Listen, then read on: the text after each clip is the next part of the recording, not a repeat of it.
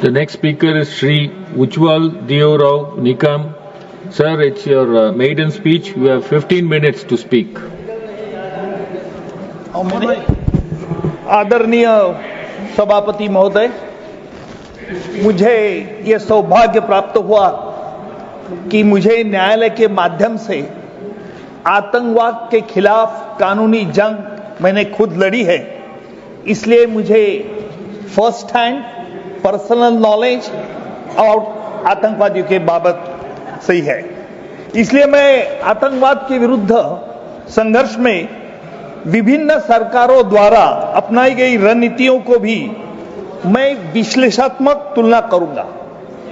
यह critical analysis इसलिए जरूरी है आज कि अगर हमें ऑपरेशन सिंदूर पे डिस्कशन करना है तो हमें यह जानना होगा कि आज तक आतंकवादियों के खिलाफ जो भी सरकार आए उन्होंने क्या गतिविधियां अपनाई थी और उसके बारे में पाकिस्तान का क्या रवैया रहा। मैं इस बार में जरूर कहूंगा कि सच कहना अगर जुर्म है तो जुर्म सही, झुकना नहीं आता हमें, जो बात सही है वही कहेंगे जमाने से, चाहे मिले तालियां या फिर ताने सभी। मैं इसलिए कह रहा हूं कि मैंने जो पहली trial 93 Bombay bomb blast case चलाई थी 12 मार्च 93 में बंबई में 12 जगह अलग अलग पहली बार आरडीएक्स इस्तेमाल करके टाइम पेंसिल डिटोनेटर लगा के एक ही वक्त में मुंबई में बॉम्ब स्फोट किए थे। 250 के ऊपर लोग मर गए थे और कई बेगुनाह लोग जख्मी भी हुए थे। लेकिन इसमें तो होम बेस्ड टेररिस्ट जो थे उनको उकसाया गया था और उकसाने की मदद जो की थी वो पाकिस्तान ने किया था। हमारे पास पूरा सबूत था और उस वक्त की जो सरकार थी उसके बारे में मैं संक्षिप्त कहूंगा। इसलिए कहूंगा कि क्या आपने आतंकवादी गतिविधियों को रोकने की कोशिश की? क्यों हम डर रहे थे पाकिस्तान के खिलाफ सख्त कदम उठाने के लिए? इसकी पूरी साजिश 12 मार्च 93 की साजिश दुबई में हुई थी और दुबई में हमारे होम बेस्ड टेररिस्ट को पाकिस्तान में भेजा गया था। सवाल यह पैदा होता है कि क्या हमारे पास क्या सबूत था पाकिस्तान का इन्वॉल्वमेंट में? जैसे आदरणीय सभापति महोदय जी, आदरणीय सभापति महोदय जी, जिस वक्त ये हमारे home based terrorist Islamabad airport पर पहुंचे वहां पाकिस्तान सरकार की तरफ से यह व्यवस्था की गई थी कि इमिग्रेशन फॉर्मेलिटीज को दुर्लक्ष्य किया जाए। नतीजा यह हुआ कि उनके पास इंडियन पासपोर्ट रहने के बावजूद उन पे एम्बार्केशन डिसएम्बार्केशन का ठप्पा नहीं लगाया गया था। जो हमारे होम बेस्ड टेररिस्ट को पकड़ा गया उनके जब पासपोर्ट की तलाशी ली गई तब पासपोर्ट के सामने ये बात साबित आ गई। उनको छानबीन करने के बाद उन्होंने बताया कि साहब हम गुनाह कबूल करते हैं, हमारी गलती हुई है। उनकी गवाही हमने कोर्ट में ली थी और उन्होंने ये साफ तौर पर जानकारी दी। यह कहना जरूरी है कि उसका चार्जशीट बंबई पुलिस यानी महारा पुलिस ने दर्ज किया था और चार्जशीट दर्ज करने के बाद पूरा इन्वेस्टिगेशन सेंट्रल एजेंसी के पास चलाया गया था। हमने उसमें, मैं स्पेशल पब्लिक प्रोसिक्यूटर था, हमने उस केस में waging war against government of India charge लगाया था। बाद में जैसे हमने चार्जशीट दर्ज किया उसके बाद सेंट्रल एजेंसी ने यह चार्ज हटाया दिया। क्यों हटाया? देखिए ये बड़ी अहम बात है। क्यों? उस वक्त भी हम पाकिस्तान से डरे हुए थे।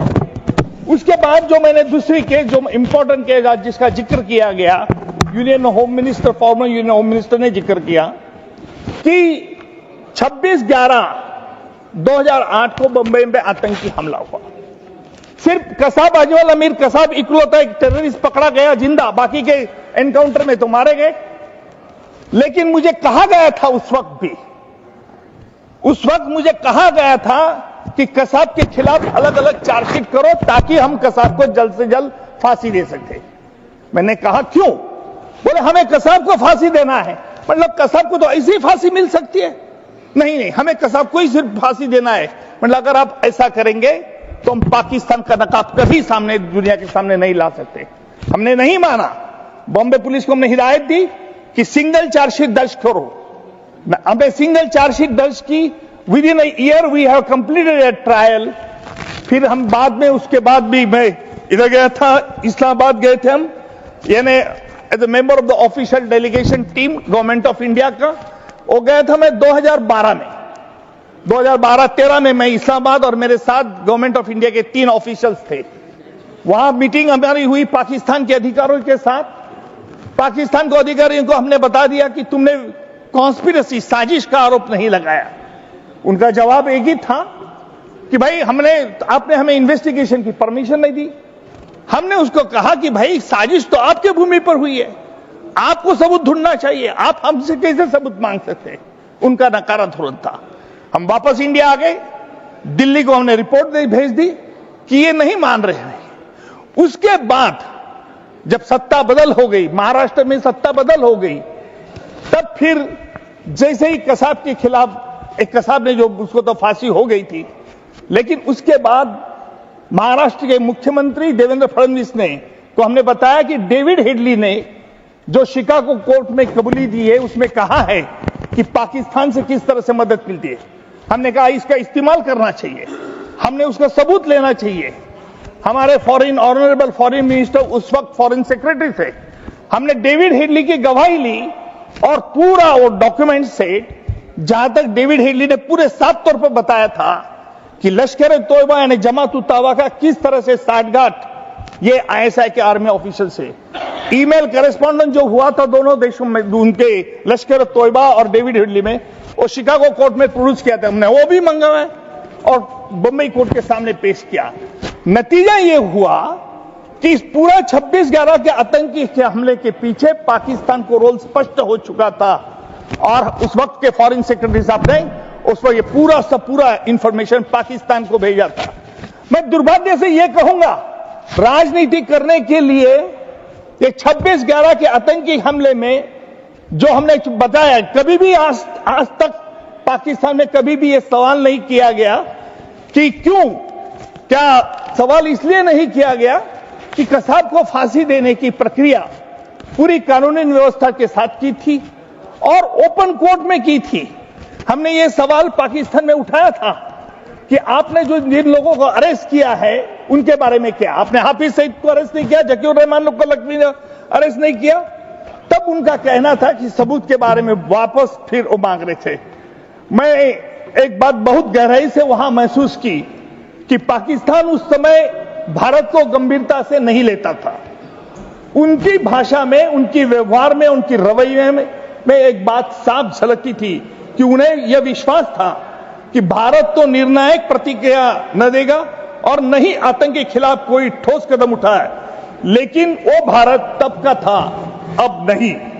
आज मैं ये जरूर कहूंगा कि हमारे सरकार ने ऑपरेशन सिंदूर के माध्यम से ये साफ कर दिया है कि सिर्फ हम फाइलों में नहीं लड़ते, हम फील्ड में जवाब देते हैं। अब भारत सहता नहीं है, भारत संकल्प करता है। अब भारत चुप नहीं रहता, भारत सीधा जवाब देता है। जो पाकिस्तान कभी भारत को हल्के में लेता था, आज वही पाकिस्तान अपने आतंक से डरा बैठा है, भारत की प्रतिक्रिया के भय से। यह परिवर्तन केवल एक नीति का नहीं, यह परिवर्तन मैं जरूर कहूंगा नेतृत्व का है। यह परिवर्तन सरकार की निर्णायक सोच का है, नरेंद्र मोदी जी की सरकार की सोच का है।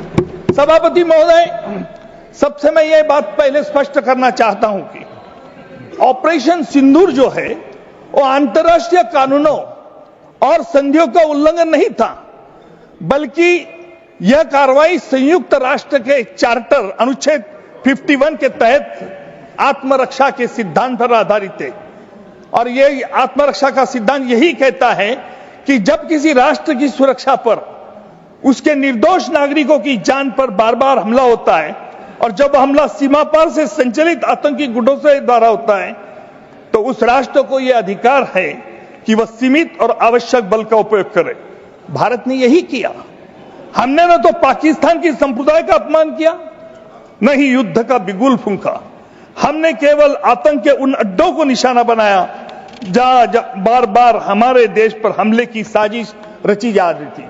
सभापति महोदय जी, पिछले कुछ वर्षों में हमने देखा है किस प्रकार पाकिस्तान का धरती का उपयोग आतंकवादी संगठन द्वारा भारत के विरुद्ध युद्ध छेड़ने के लिए किया गया। ये गुट केवल सीमा पर नहीं, हमारे शहरों के बीचों बीच आतंक का जाल फैलाने की कोशिश करते, कभी पुलवामा, कभी उरी, कभी पठानकोट। हम चुप रहे, हमने बार बार बातचीत की पहल की, हमने डोसियर दिए, हमने अंतर्राष्ट्रीय मंचों पर पाकिस्तान की जवाबदेही की सुनिश्चित करने का प्रयास किया। लेकिन जब आतंकी बंदूकें फिर हमारे निर्दोष नागरिक की ओर मुड़ी तो भारत ने अपनी चुप्पी तोड़ी और ऑपरेशन सिंदूर एक उत्तर नहीं था, मैं मानता हूं कि वह एक संदेश था। सभापति महोदय, इस सदन को यह जानकर गर्व होगा कि यह ऑपरेशन न केवल सैन्य दृष्टि से सफल रहा बल्कि कूटनीतिक दृष्टि से भी परिपक्वता का परिचय देता है। हमने यह सुनिश्चित किया है कि कोई निर्दोष नागरिक की हताहत न हो। हमने यह सुनिश्चित किया कि हमला सीमित, सटीक और टारगेटेड हो। हमने यह सुनिश्चित किया कि भारत की छवि एक जिम्मेदार लोकतंत्र के रूप में और भी मजबूत हो। यह भारत की नैतिक श्रेष्ठता और रणनीतिक श्रेष्ठता दोनों का प्रतीक था।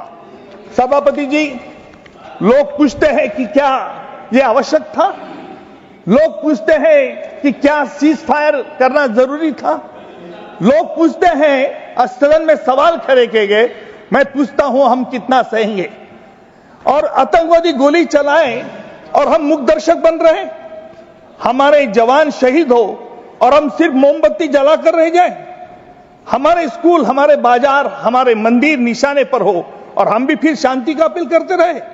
शांति तब तक मूल्यवान है जब तक एक तरफा बलिदान न बजाए। ऑपरेशन सिंदूर की आवश्यकता इसलिए थी क्योंकि अब शब्दों से नहीं, संकल्प से जवाब देने का समय था। यह ऑपरेशन सिर्फ केवल एक देश की सुरक्षा नहीं बल्कि पूरे विश्व को यह दिखाने का प्रयास था कि आतंकवाद को पनाह देने के वाले देशों को बर्दाश्त नहीं किया जाए। भारत का यह कदम अन्य लोकतांत्रिक देशों के लिए भी एक मिसाल है कि आतंक से लड़ाई सिर्फ शब्दों से नहीं, इच्छा शक्ति से लड़ाई की जाती है। मैं इस अवसर पर हमारे सशस्त्र बलों के पराक्रम को तो नमन करता हूं, उनकी तैयारी, सटीकता और धैर्य यह संभव बनाए। और मैं प्रधानमंत्री के, हमारे रक्षा मंत्री का भी नेतृत्व को भी प्रणाम करता हूं, जिनके दृढ़ निश्चय और स्पष्ट नीति के बिना यह संभव नहीं होता। यह वही नेतृत्व है जो कहता है कि हम शांति के पक्षधर में हैं, पर राष्ट्र की रक्षा में किसी भी हद तक जा सकते हैं। मैं ये कहना चाहता हूं, भारत कभी युद्ध का इच्छुक नहीं था, हम न विस्तारवादी है न आक्रामक है, लेकिन जब बात देश की सुरक्षा, नागरिकों की जान और हमारी सीमाओं के पवित्र की हो तो भारत न झुकता है न रुकता है, आक्रामक वालों को रुलाता है। और मैं ये जरूर कहूंगा कि आज एक सवाल किया गया, हमारे honourable former union home minister ने यह सवाल किया था कि as to why there was a ceasefire. No doubt he might have thought this is a very important question, but being in the politics, what government has taken the decision, it was an absolutely right decision. Bharat एक सभ्य और संविधानक राष्ट्र है जो अंतर्राष्ट्रीय मानकों और जिनेवा कन्वेंशन का पालन करता है। ऑपरेशन सिंदूर की योजना बनाते समय भारतीय सेना और सरकार ने अंतर्राष्ट्रीय मानवीय कानून के सबसे दो बड़े मूलभूत सिद्धांतों को कड़ाई से पालन किया। और जिनेवा कन्वेंशन का पहला जो सिद्धांत है कि प्रोपोर्शनैलिटी, हमला इतना ही किया जाए जितना आवश्यक था। दूसरा सिद्धांत यह है कि डिस्टिंक्शन, और डिस्टिंक्शन में नागरिक और सैन्य ठिकानों में स्पष्ट अंतर रखा गया। इस ऑपरेशन में किसी नागरिक ढांचे, अस्पताल, स्कूल या पाकिस्तान सैन्य अड्डे को निशाना नहीं बनाया गया। मैं ये कहूंगा जरूर कि इस सुंदर ऑपरेशन ने, तंदूर ऑपरेशन ने अंतर्राष्ट्रीय स्तर पर भारत की स्थिति को मजबूत तो किया। जहां पहले भारत को संयम बरतने की सलाह दी जाती थी, वही इस बार अमेरिका, फ्रांस, रूस, ऑस्ट्रिया देशों ने भारत के आत्मरक्षा का अधिकार का समर्थन किया। इस सदन में ऐसा कहा गया कोई प्रदेश नीति नहीं, कोई फॉरेन कंट्री ने हमारा समर्थन नहीं किया। ये बात सर गलत है। वैश्विक समुदाय ने पहली बार माना कि पाकिस्तान से धरती से संचालित आतंकवाद पर रोक लगाने के लिए आवश्यक और उचित कार्रवाई थी। इससे स्पष्ट है कि भारत अब वैश्विक सुरक्षा विमर्श में सिर्फ एक भागीदार नहीं बल्कि एक निर्णायक शक्ति भी बन चुका हो। इस अभियान ने यह देखा कि भारत मजबूत है लेकिन कुशलता और न्याय के संयोजन से भी ज्यादा असरदार है। ऑपरेशन सिंदूर ने यह साबित कर दिया, भारत न केवल कानून रूप में सशक्त निर्णय लेता है बल्कि उसे मानवीय और नैतिक तरीके से सामने रखता है। आदरणीय महोदय, आत्मरक्षा केवल एक रणनीतिक आवश्यकता नहीं बल्कि एक न्याय संगत धर्म भी है। भगवद गीता में श्री कृष्ण ने धर्म में कहा था, एक लास्ट 1 मिनट, कि नहीं करिष्ये जातु तिष्ठन्त कर्मकृत। इसका मतलब यही है संस्कृत कपलेट का कि जब अधर्म बढ़ता है तब निष्क्रियता भी अपराध है। भारत निष्क्रिय नहीं रह सकता है। हमने धर्म और विधि दोनों का पालन करते हुए आतंक के विरुद्ध यह निर्णायक कदम उठाए, वह भी पूर्ण संयम, बुद्धिमत्ता और अंतर्राष्ट्रीय वैज्ञानिक स्तर के अंतर्गत है। आज का भारत, यह नया भारत, 21वीं सदी का आत्मविश्वास से भरा हुआ भारत है जो आंखें में आंख डालकर बात करता है। यह नया भारत है जो आतंकवादियों को उनकी भाषा में उत्तर देना चाहता है। अंत में मैं एक ही इतना ही कहूंगा, आज मुझे जब बांग्लादेश स्वतंत्र हुआ तब उस वक्त प्राइम मिनिस्टर, भूतपूर्व प्राइम मिनिस्टर इंदिरा जी का यही सदन में हमारे विपक्ष के नेता थे, उस वक्त के थे अटल बिहारी जी वाजपेयी। उन्होंने एक शब्द में कहा और इंदिरा जी कहा कि आप साक्षात दुर्गा जी हैं। जिस तरह से अटल बिहारी ने अपनी मन की श्रीमंती दिखाई, ऐसी मन की श्रीमंती आज मैं देखना चाहता था, विटनेस चाहता था। लेकिन मैं बहुत निराश हो गया कि विपक्ष से ट्रम्प क्या बोले, अमेरिका से क्या बोले, फायर क्यों नहीं किया, इस तरह के सवाल करके बवाल करने का जो प्रयत्न हुआ उससे मुझे बहुत दुख हूं। कानून का विद्यार्थी होने के कारण मैं चाहता था कि जो हमारा डिस्कशन का टॉपिक है उस पर रिजेक्शन होगा, कोई सुझाव आएंगे कि किस तरह से आगे चल के हमने क्या करना चाहिए। धन्यवाद। फाइंडिंग मशीन नहीं है। धन्यवाद जी, बहुत धन्यवाद।